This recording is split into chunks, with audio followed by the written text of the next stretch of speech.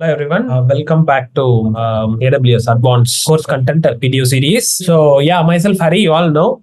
In this course, right, so far we have successfully completed the introduction section, IAM. So we are good to introduce AWS EC2 to all of you. Yes, of course, this is one of the important AWS service I would call, because if you go any environment, you cannot see a project without this EC2 service. Basically, EC2 stands for Amazon Elastic Compute Cloud. That is the full form. It's basically an AWS service.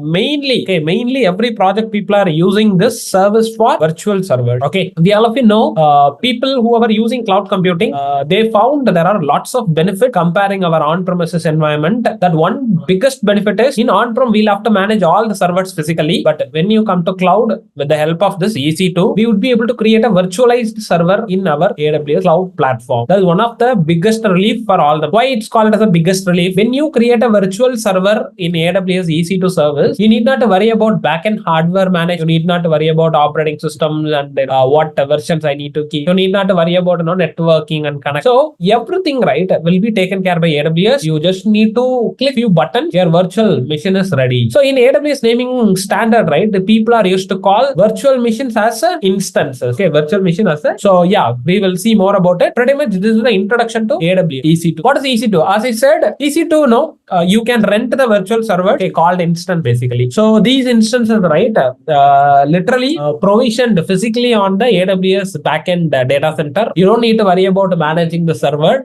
You will get the interface. Once you create the server, you can manage it. So here on, we are going to call the virtual server as an instances, because that is the naming standard. When you go for an interview, you supposed not tell AWS virtual server. It's not a right term. You need to call it as a EC2 instance. Okay. So as I said, using AWS EC2 instance, you can create your instances, which is called as a virtual server. There are server you can create it in various ways. That is something called on demand. On demand is whenever you need, you can create the instance. Whenever you're not required, you can stop them. Whenever you're not at all required in the future, you can delete them per calling it as a terminating the entire server. Okay. So apart from that, you do have a few other options as well. Reserved instances, part instances, something kind of. Those things and all we'll discuss. Those things and all we'll discuss in the future topic. So by creating a instances, virtual server in AWS EC2, what is the benefit? It's scalability. Anytime you can increase your hardware capacity, anytime you can decrease your hardware capacity, all those things, right, you would be able to do it. That is the biggest benefit. The scalability is the biggest support which is given by AWS. That is not possible in on-premises data. Okay. So what are the other key features of EC2? Okay. When you open the AWS console, I'll show you even. When you create a EC2 instances, right, in the EC2 console, along with the instances, you would also able to see there is something called security group, there is something called elastic IP, there is something called block storage, there is something called key pairs. These things also come along. What does it mean by security group? So whenever you have any EC2 instance, okay, those instances, right, need to be securely communicated. Those EC2 servers need to be securely communicated. For that, right, AWS provides the security layer called the security group. So in the security group only, we will, make sure, okay, these are the protocols and port numbers are allowed. These are the people are not allowed. Those restrictions, who all can access my server, who all cannot access, not supposed to access my server. Those things, right, we will specify in the security. Elastic IP, something called it as we can map one permanent public IP to my instance. Whenever in future I wanted to connect to the server, right, I would be able to connect it from this elastic IP. So it will be permanently mapped to your instance. It will not be changed. Okay. So block storage, that is something called each and every storage, right? Obviously, if you are running a server, you need a storage. So here in AWS, right,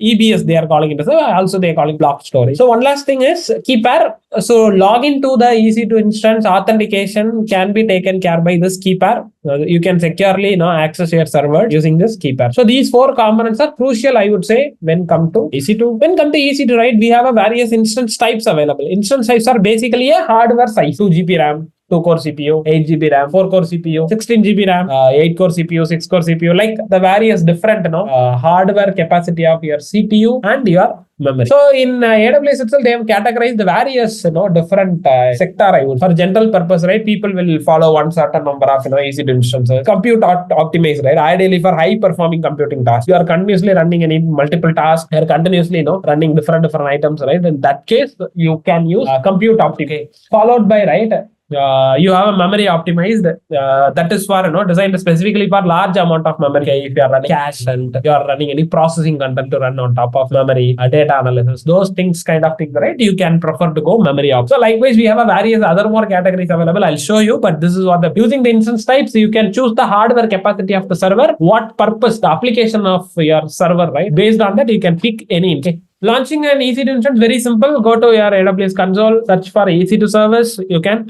launch your service in graphical user interface. Also, it's possible to spin up the EC2 instance from CLI as well. Yeah, those things I'll show you another video. Okay, very next. So securing your EC2 instances in terms of accessing your EC2 server, you can even use security groups for a controlling the inbound, who all can access outbound IAM roles. You remember, right? In last video we have discussed about the IAM role. So when your EC2 instance wants to communicate with the S3 bucket or anything like that, the private authentication can be set up through IAM role. Okay.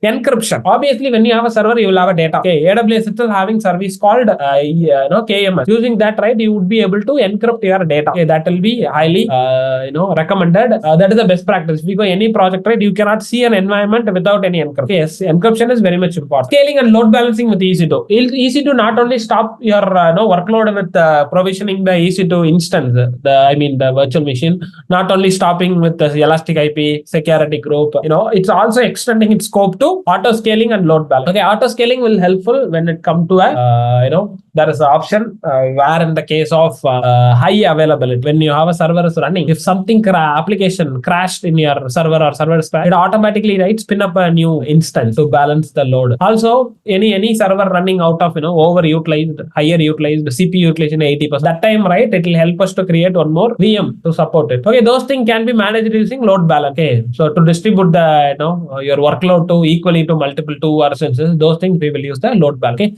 so mainly for scaling and high availability in EC2, we will be using auto scaling load balancer. Okay, that also we are going to discuss in detail on upcoming. Monitoring and troubleshooting. So with this, I'm going to end this presentation. For monitoring, right? Yes, of course, you can monitor the EC2 instance CPU utilization, network and disk, everything you can manage it. You can even track the EC2 instance log, what happened for troubleshooting. Okay, all those things can be done. And AWS support. If you need any extra assistance or troubleshooting on EC2 perspective, feel free to reach out to your AWS support team. So they will also additionally help you out. Okay, there is an option available. You need not to go for every request to reach out to AWS support. Then there is a need basis, you can go ahead. Okay, I hope you got some idea about what is EC2. In next video, I'll meet you with how to create instance, how to attach the volumes, how can we manage with IP, how are we going to deal with security groups, auto scaling, load balancer, blah blah blah. Everything we're gonna see in detail. Okay, thanks for watching this video. Let's meet on upcoming video.